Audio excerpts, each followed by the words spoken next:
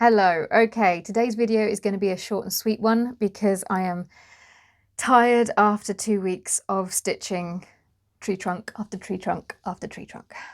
But Valentine's Day is nearly here and this is my last order, so but I digress. Already, seconds in, this has got to be a personal best. Today we're going to be talking about 3 things that I am seeing a lot around the internets at the moment, and these are 3 things that I actually think keep us as business owners pretty small. So let's talk about them, shall we?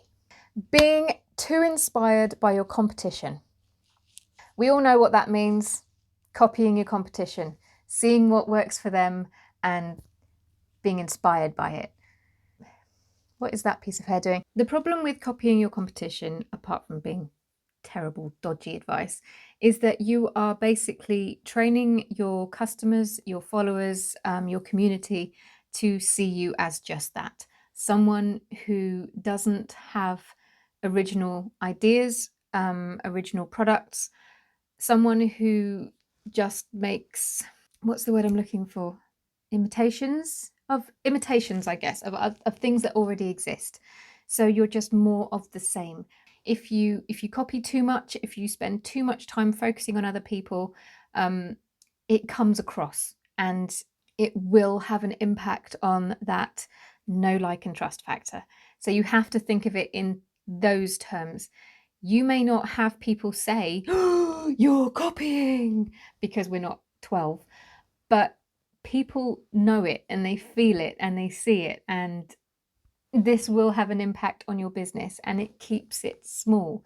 And the second one, okay, I'm not so good at this one, I'll be honest, but I'm working on it, and it's getting too attached to your items.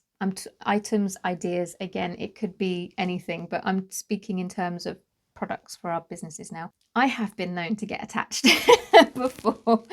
As hard as it is, this is one of those like business skill muscles that we have to flex and build, because we are going to make stuff, we're going to be proud as heck of it, and we're going to be attached to it, and then we're going to stick it up in our shop and it's going to reach crickets, and it doesn't feel very good, let's be brutally honest. But once you get a sense of, okay, I tried that and it's not working, let it go. Okay, the next one, again, I'm going to cheat a little bit because this is my channel and I can. It's a kind of 2 for 1 bonus. I need to read it. Oh yes, the not having a long-term goal, or having a long-term goal but being inflexible about how you get there. Sorry, there are just some days where if I don't read my notes, then it's just carnage. So if you're starting a business and you don't even have the vaguest of ideas about what you are aiming for, then you are just going to be running around aimlessly. I think when I started my Etsy shop, like a lot of people, my long-term goal was to get it to a point that it was financially viable and that I could pay my bills with it so that I could safely say bye-bye to my office job. And I was able to do that. It took time. It did not take me a matter of months or even just 1 year. It took years. And I had this as my goal guiding me the entire time.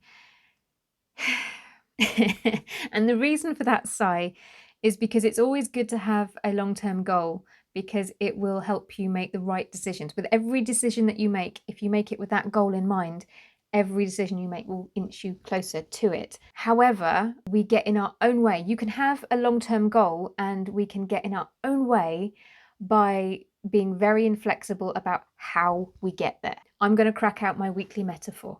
It's like me starting here and seeing a hill in the distance and deciding that I want to get there, but I want to get there in a straight line, and only in a straight line. Life doesn't work like that, does it? Because we know this now because of the last 2 years of everything. Life will happen, and what's more likely to happen is that you can reach your destination, but you're not going to get there in a straight line. It's going to be like, wee! You might even hit something that's going to knock you back a bit, and then you have to go, wee! And then you hit your destination. My point is, you cannot control how you reach a goal. You have to make allowances for life. And if you don't, life's going to happen anyway, so you may as well. I need to finish this tree trunk and I'm getting rambly, so I'm going to wrap it up there. Thanks for watching and I will see you next week.